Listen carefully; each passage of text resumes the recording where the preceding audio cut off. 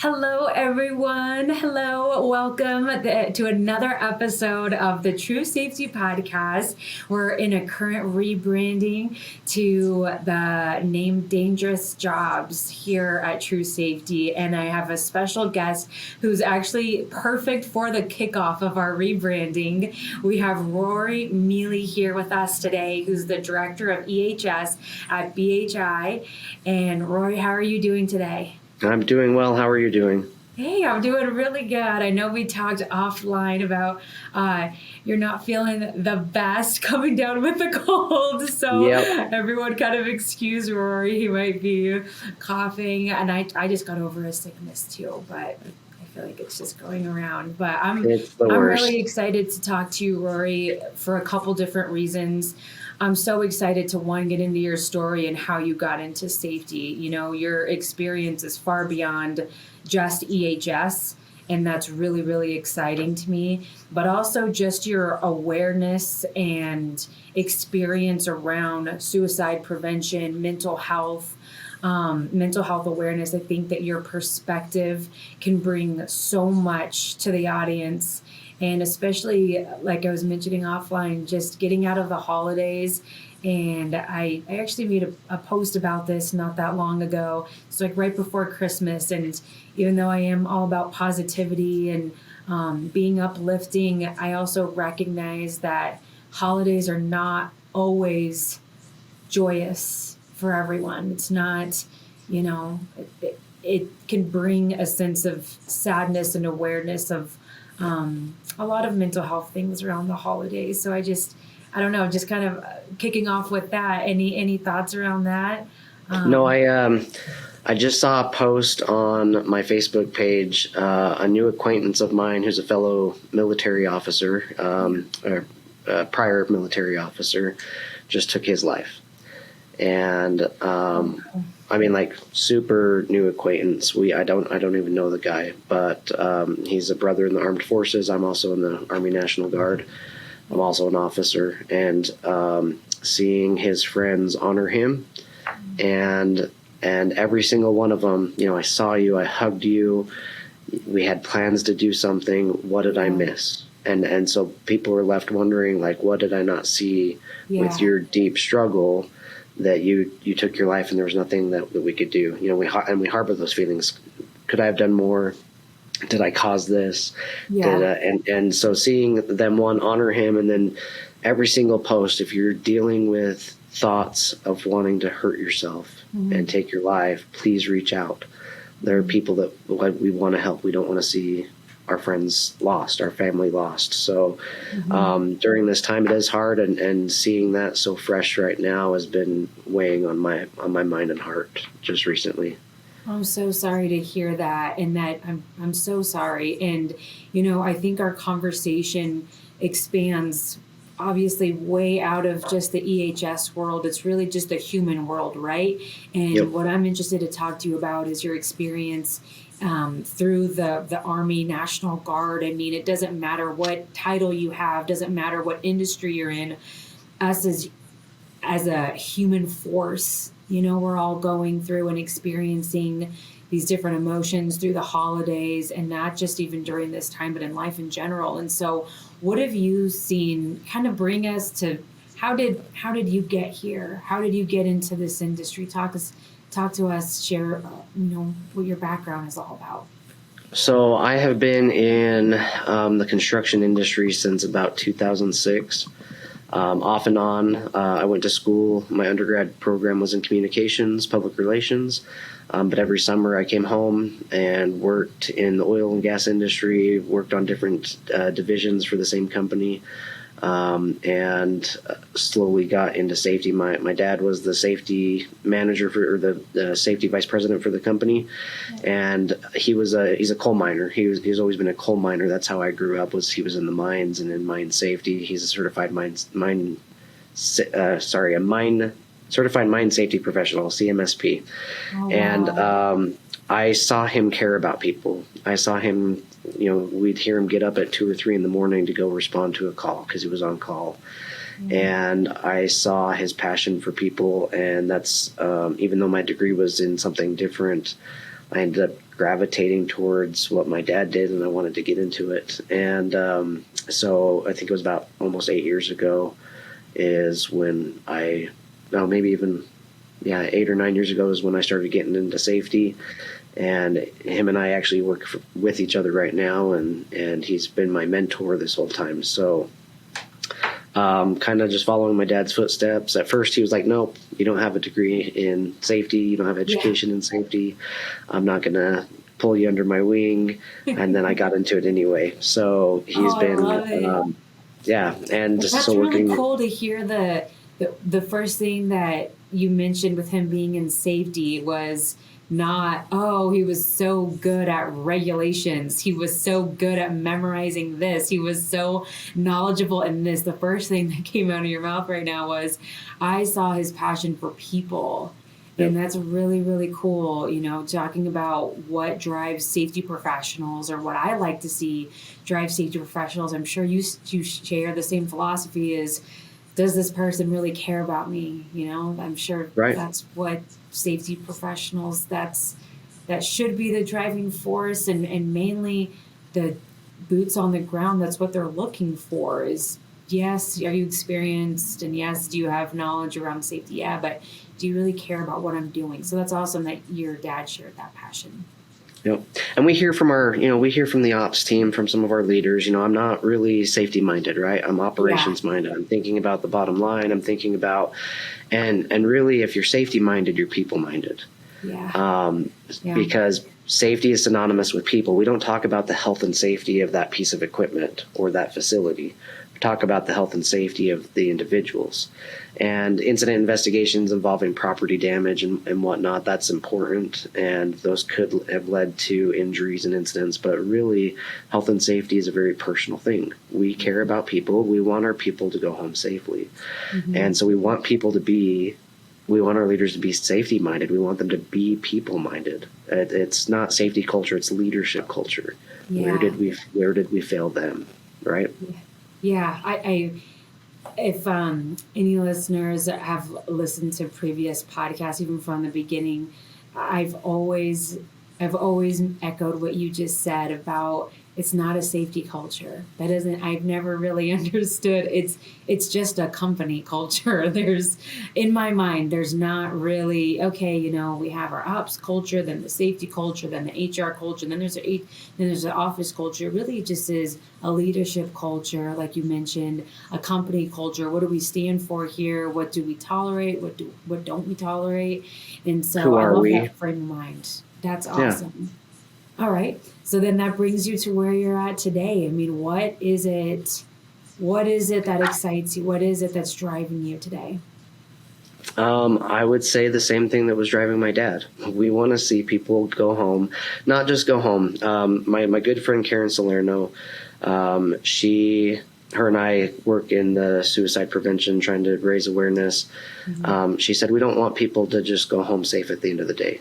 We want them to come back in better condition than they left. We want them to come back the next morning. And so getting into suicide and mental health, we're really talking about, and this isn't my term, I've read it with the CDC and others, total worker health. Yeah. We need to be mindful of our assets, because these people are our assets. We're not working without them. And so if it's on the business mindset and we're just thinking strategy, your best strategy is to care about your workers' total health. Yes. If you care about that, you care about your company. Mm-hmm. And you're caring about them and their families. Mm-hmm. And so I think we're looking at a shift in leadership culture. We're going to see a big shift when it comes to total worker health. I completely agree with you. I think that these last couple years, you kind of are, just barely starting to hear some buzzwords around mental health awareness in the workplace. What does that mean? What does it look like? What are some things to be aware of? I see some of those posts on LinkedIn or EHS magazines, but can you, from your experience, say that we have listeners that they're safety professionals and they're like, okay, Rory, I agree, total worker health, that interests me. Can you tell me more about that, and what can I do right now? Let's say that I'm just focusing on the regulations for my company. These last couple years, I've just been trying to get this company into OSHA compliance, and maybe a little bit beyond that. That's been my focus. But I like what you're saying about people and total worker health. So can you explain to us what that means to you, and what can we start doing about that?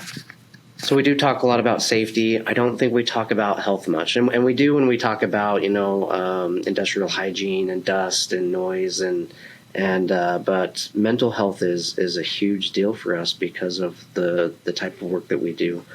And so for me, talking about total worker health and being invested, there are no regulations regarding mental health. Right. There's nothing that governs it. It's a very sticky situation or a touchy topic. Yeah.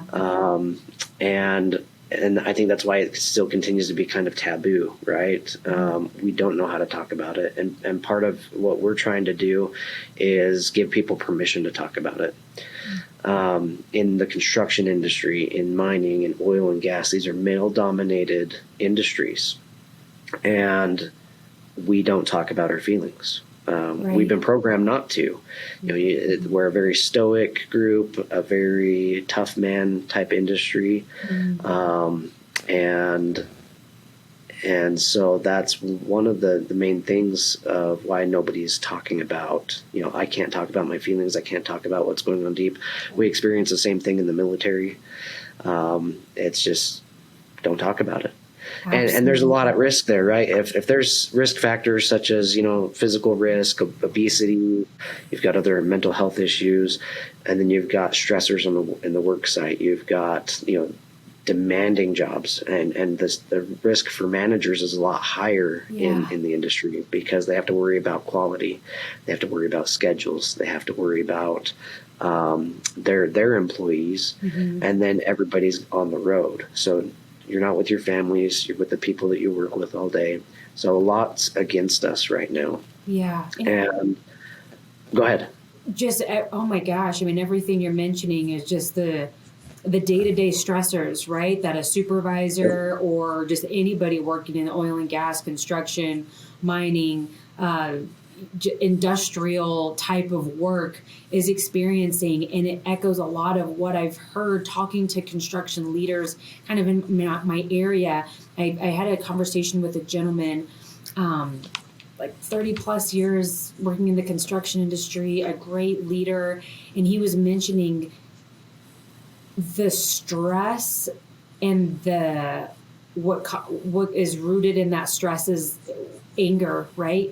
What is the end result of the working schedule, the working conditions, the stress, this perfect being on the road, like you just mentioned, are all these factors brewing into this perfect storm where there's this stored anger and rage and no outlet and pressure from our society to, be a man and to not talk about your feelings is like this perfect disaster for, thinking that there's no end in sight. And they were just talking about there's a lot of angst and anxiety and stress in the workplace as a result of everything you just mentioned. And then I recently partnered with some local counseling facilities, and they mentioned that the large bulk of their work, their large bulk of their people that they see day in and day out are blue collar workers,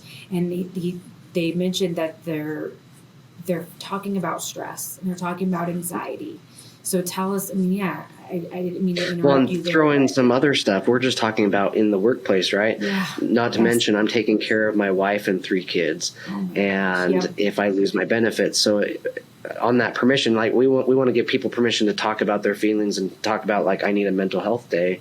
But then they're afraid if I tell my boss that I'm not fully capable right now, is that going to affect my job? Yeah. The finances that are protecting my family and the insurance benefits and the medical benefits. Is that is that at risk just because I'm opening up about where I'm at right now with my mental health?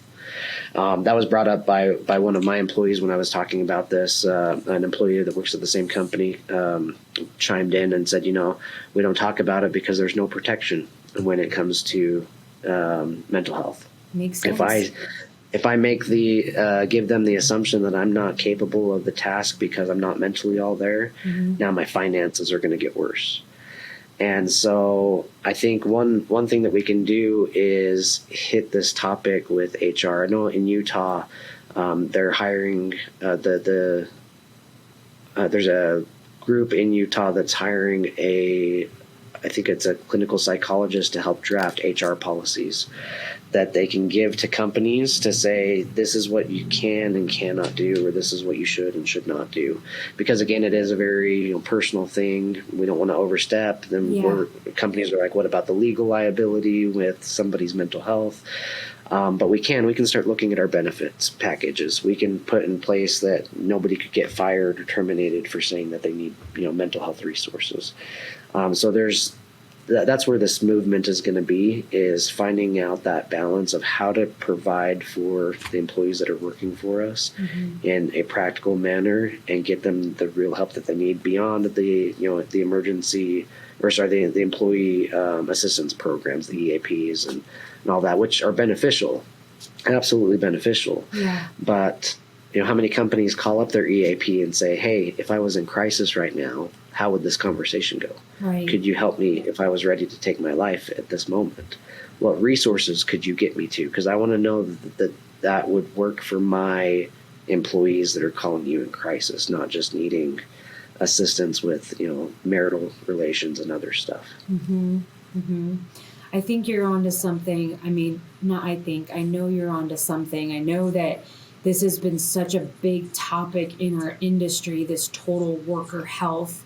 And I love the practical steps that you just put forth in front of us. What can we do about this? You just mentioned a lot for the listeners is, number one, looking at starting with maybe your HR policies and seeing, do we have anything in place where we're at least providing resources during onboarding, and it doesn't just stop with onboarding, but continuous resources and education that you're giving your employees. Are we giving them tools? Are we giving them safeguard protection that it allows employees to feel free? Hey, if I'm feeling this, if I'm experiencing this XYZ, I'm protected. This information is accepted here, and I'm not at risk. My job isn't at risk if I come forward with my real feelings here. And so, have you seen? I love your background, so we can go in a different, in different directions with the same category as you talked about.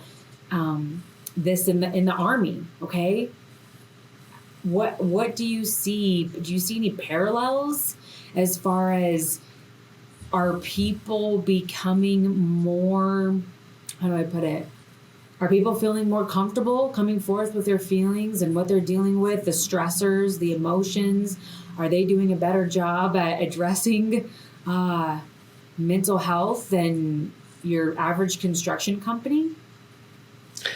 I don't know. And if you look at construction, there's a large group of veterans that go right into construction, oil and gas, mining, because it's, there's no easy transition from the military back into, that type of work or any type of work. You got to have certificates, and they've got some good transition programs. But I think that's why we see such a higher number in our industries, because construction is second only to oil and gas and mining in the suicide rate. And this right here just blows me away. The reality in construction is that more workers die by suicide annually than all other occupational fatalities Let that on job sink sites. in for the listeners, like, oh my goodness. And this is huge. This is huge. Yeah, that. And one thing that I love, the thing that I love about the military is we've known this with the military, right? We've had a high rate of suicide. We lose 22 to 25. You've heard the 22 a day. I think it's a day. We lose a lot of soldiers, veterans, because of suicide, because of PTSD and other factors. It's not just PTSD. Suicide's so diverse, affects people differently. But we do resiliency. We're starting to focus on resiliency. You have master resilience trainers. Resiliency is in every, at least in the National Guard, we talk about resiliency monthly. How do we build a resilient workforce with our soldiers? And it goes into everything about our thoughts. How do we have this activating thought that triggers this emotion, and then how do we combat that, right? And we see the models for that. They talk about financial resiliency. A lot of this is education based. I can't remember what they called it. The golden. I want to say it was like the golden trap, but you get into the industry, oil and gas, it's booming.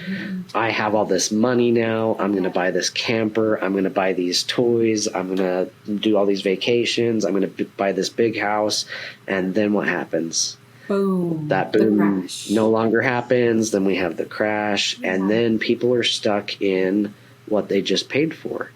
It's that golden trap that I have all this stuff, and then I can't afford to use all these fun things that I'm now just trying to pay for during the crash. And so how do we build resiliency with that? How do we teach our workers how to manage their money? One thing that the owner of our company, in a private conversation we had, he said, how do I get people to put their bonuses back into their 401k? So that I can match that, right? How can I teach that more so that they understand they can do more with their bonus than just spend it? And that was a huge impact on me. Is like, because I didn't consider that. Right. But that was something that was on his mind, and so. And what a great mindset to have. What I liked about what you just mentioned there is the leader. People on the leadership team of the company that you're with, they're forward thinking in a sense that. How can we strengthen the lives of our employees, not just inside the workplace, but outside the workplace, by providing financial resources or financial literacy and more education to help make better decisions? That's really, wow, what a blessing. That's really cool. Yeah. Well, one thing on my mind was just with that kind of forward thinking, it's clear that you're with a company that's innovative, and they're opening the conversation and opening the door for these more taboo subjects like mental health. And so what are some other things that you're seeing immerse into this, into the safety industry? Do you see more safety professionals adopting these programs? Do you see that it's a program in itself is like a policy? How we have PPE policies, we have, these recommended safe working practices. Are you seeing that with mental health, or what are you seeing? We're going to start seeing it. The friend that I spoke about earlier, Karen, she called me up and said, we want to start a task force in Utah to raise awareness about suicide prevention in construction, specific to our industry. And that's the first time that I realized that there was a problem. She called me up and said, hey, will you help me found this program? We call it Spruce. It's Suicide Prevention Resources for Utah Construction Employers. And we're still pretty much in our infancy. We started in 2020 at the height of COVID, when there was an increased risk of that. And she gathered people from multiple construction companies, so competitors getting together to build this co-op to provide resources for Utah. And I know that there's other states, I believe Washington or Oregon, Minnesota, are starting these task forces to help understand what's going on and to help be a resource for the employers. And we just want to tell them what's going on. We want to partner with our states, with our governments, to say, hey, how do we get the word out there? Utah's doing a lot on this initiative. And what can we do? And we're discussing these options. Me and her, we ended up getting trained to be instructors for Vital Cog.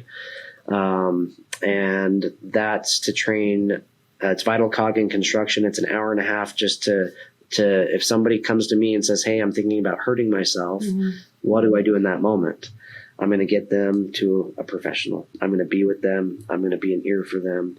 And so teaching those principles, because that's what happens. I either feel alone or I'm a burden on others, Okay. and that's going to lead to increased risk of suicide. So if somebody opens up to me or I recognize those red flags, how do I get them from point A to point B? So one thing that my company is doing is we're teaching leadership classes to our foremen and our superintendents, and safety is a big part of that. I have almost a full day of teaching leadership principles. Okay. We're going to teach all of our current foremen and superintendents in the first quarter. Every Friday I have new students, and my first class is vital cog in construction, to teach them that there is an issue with mental health in construction. And if you recognize these red flags or somebody comes to you, this is what you can do to get them the help that they need. In our toolbox talks, we every fifth week of a month, typically each quarter there's a fifth week, we are including a mental health topic. Suicide prevention, mental health in construction, drug and alcohol misuse, and then the last one is going to be resiliency. And so teaching that annually is going to be a big deal. Looking at our benefits, there are things that you can do. In fact, if you go to, there's a link. It is the Construction Industry Alliance for Suicide Prevention. Okay. And they have resources for employers. They have toolbox talks. They have ways to get informed. They've got training. They've got prevention tools. They want to build awareness. They have a pledge to stand up. That is an excellent resource if a company wants to get started to incorporate mental health into their daily conversation. Again, we want to give people permission, right, to talk about this. I got back from a conference, a risk conference, in which suicide prevention was one of the topics. Mm-hmm. And I had presented at that meeting too. And I came back to the senior leadership meeting to tell them how it went. And they had already heard my presentation before. They didn't want to hear about that. The CEO said, I want to hear about the suicide prevention topic. Mm. And so I explained what was taught. I explained some of the things we've talked about today. I explained some of our initiatives. And he said, this is a big deal to me. Is this really a big problem in our industry? And I said, yeah. In 2009, I almost took my life, and somebody intervened. And I find myself in this group of all my senior leaders telling them, this is real, and this is real to me, and this happens to other people. And if somebody didn't intervene when they did, I wouldn't be here. Mm-hmm. 13 years I've been here. I would have missed that whole 13 years. So I wouldn't have a life. I wouldn't have my kids. Right. Like, none of that would have happened if somebody didn't call me when they called me. Wow. And so, yeah, I saw them want to get involved, and we're just looking at starting points. In our EHS plans, we're now putting not just where's the nearest hospital, where's the nearest police department, where's the nearest AA meetings, where's the nearest NA meetings, Alcoholics Anonymous, Narcotics Anonymous. How do we get them those resources? Yeah. We add the suicide hotline numbers. We're providing more resources for our employees that's visible to them, that they can have access to these things. Mm-hmm.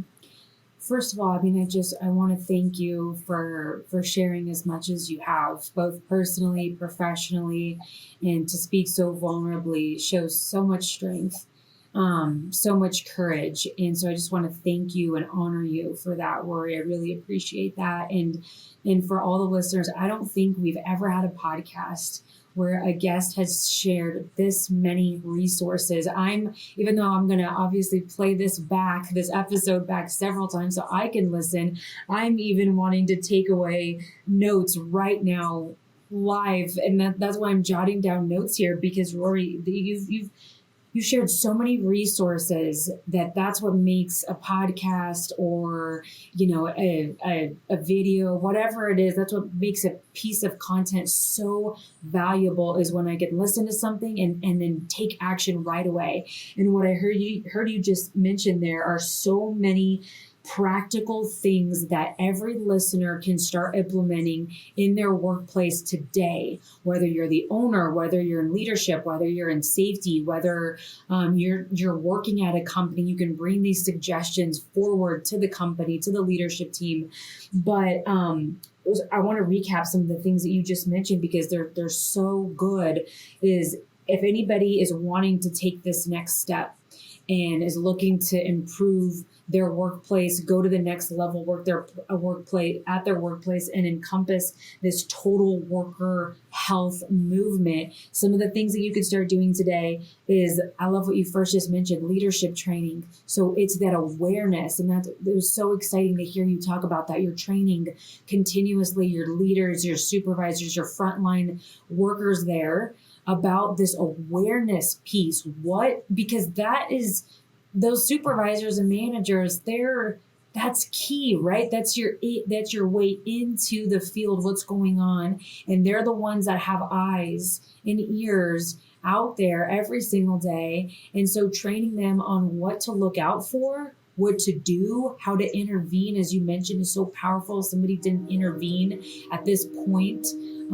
Sorry about the background. You might hear a train here go through. It sounds like it's going through my office, but I think that's key. And then toolbox topics, guys, your boots on the ground, they are pretty sick and tired of hearing bloodborne pathogens and PPE and, all the above, hot weather, cold weather stress.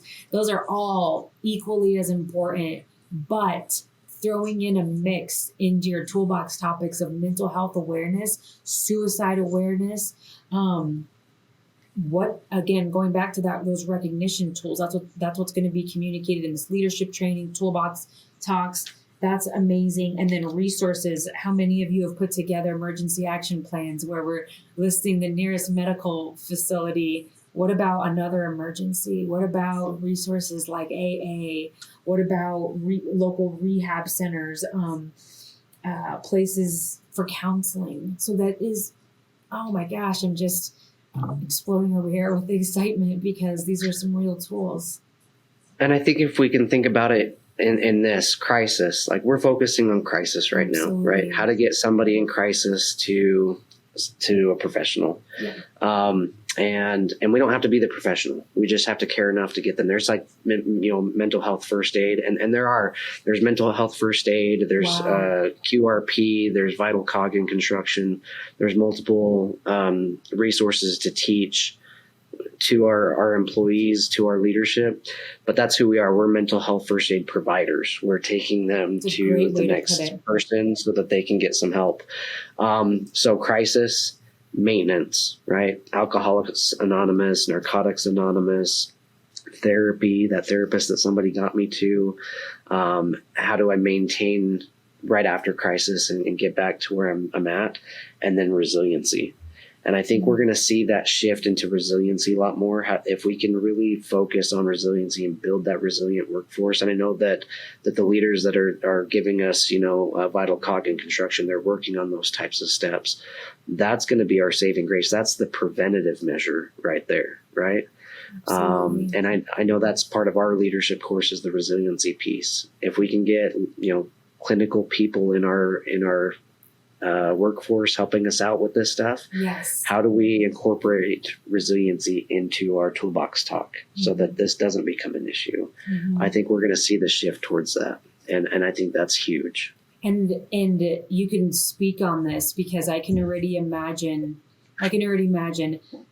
your perspective here, but having this background, this awareness, and experience working with suicide prevention teams and programs, then you also have your experience in health and safety. And so I'm sure you would agree that 99.9% of incidents that you've ever worked on, incident investigations, the response has been, hey, I knew what I was doing was wrong. I took a shortcut. I've done this a million times. And, to be honest with you, my frame of thought wasn't there. I wasn't really thinking. I was rushing, or I was preoccupied. I was stressed. That has been my experience, root cause. has really been down to that person's mental health or just awareness during the time of the incident. Is that your experience too, or do you Oh yeah, share we any of even that? asked those questions in some of our incident investigations, right? Yeah. Where was your mind? Were you thinking about something other than the task that was going on? Is everything okay at home? Yeah. And were you thinking about getting back at someone? Where was your mind, right? So those questions are even incorporated into our investigations. Beautiful. Because of that human behavior, right? That's the wild card in construction. Yeah. Is we've engineered, we've designed, we've policied everything so that it can be safe. Yeah. But then you still have that human behavior element that you really have no control over. Right. But if we can recognize signs and symptoms of something greater going on with that employee, could we reduce those injuries in the field because we're caring about that person's mental health? Oh my gosh, That's Rory. huge. Yeah. How do we teach them to recognize the red flags, the signs and symptoms of something greater, to where they're not focused, to where other people are at risk? I've had employees that have put themselves at risk. They were in a line of fire and said, maybe I'll join my loved one that passed away. Like they were hurting. And, we reached out and said, hey, we don't need that. We need to get you some help. And that person's thriving right now. Or at least I hope they are. I know that, you carry somebody's loss with you forever. But they're in a better place than when they were before. Since opening up about my experience and being more involved in suicide prevention, there's been 4 major experiences I've been involved with just within my own company with people that needed somebody to talk to, that needed to go beyond to somebody professional. And we were able to give them the EAP. We were able to be a shoulder to lean on. So yes, it's real. It's not just statistics that are being thrown out. I have experience now seeing this happen. And so I don't know. I can't speak too much of the vital nature of this topic.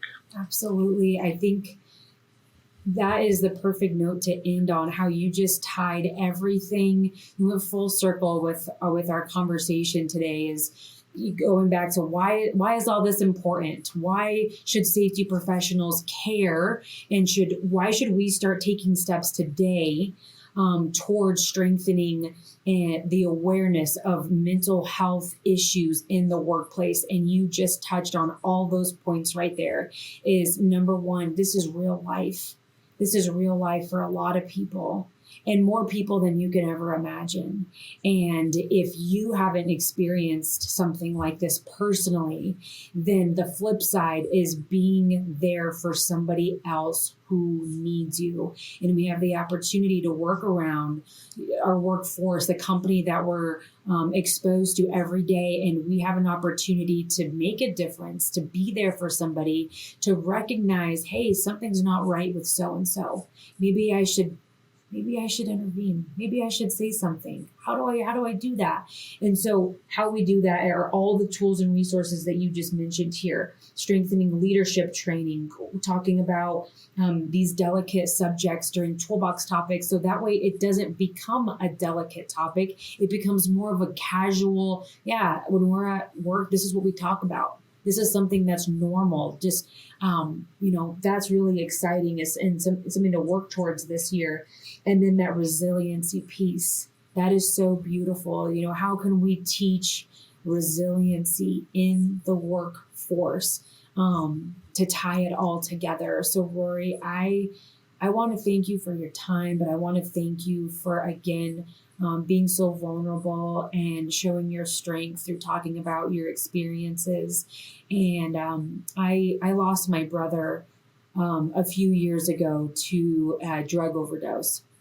And so this conversation rings so true to my heart as well, that there's so many people that are struggling so deep that we could never imagine, fighting battles and demons that we could never imagine. And maybe you can, maybe you have been there, but the intervention piece is something that if you don't step up, if you don't make a difference and do something about maybe a situation that you're witnessing, you'll regret it for the rest of your life. And so I want to thank you again for sharing everything today. And I'd love to talk about this even further. Later on this year, we could talk about some other programs that you've implemented, and then how that's gone about towards the end of the year. I'd love to circle back on this conversation because it's so important.